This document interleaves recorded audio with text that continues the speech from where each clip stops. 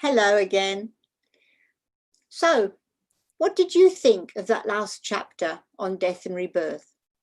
Could you follow all of the processes clearly? Did it provide you with some insight?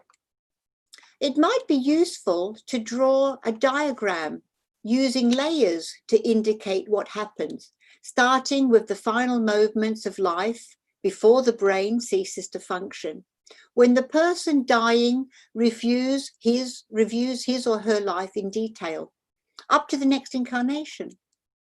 It is said to be a private time for the person dying, and concentration should not be disturbed. Could this be the reason why people gathered around the deathbed remained quietly in prayer or chanting? What are your ideas on what happens after death? Are your ideas a little different after reading this chapter? Perhaps keep a note of your thoughts and any questions raised by these topics of reincarnation and a blissful Devachan. Could Devachan be seen as a kind of heaven in some religions?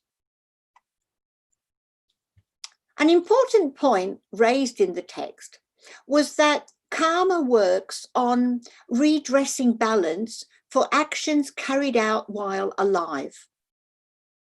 It is put on hold, however, between one reincarnation and another. Other particular circumstances surrounding death were mentioned.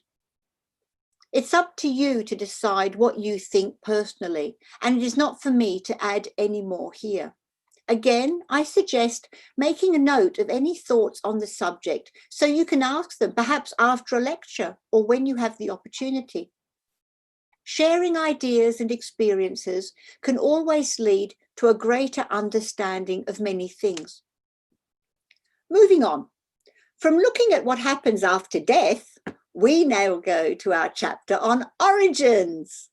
We will read about the emergence of life, of a universe, of how consciousness manifests from the unconsciousness.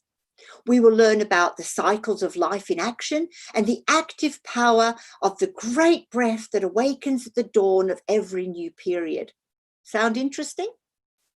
Well, pen in hand once again, ready to take notes, and off we go, my trusty companion, to face all that is, that was, and all that will be.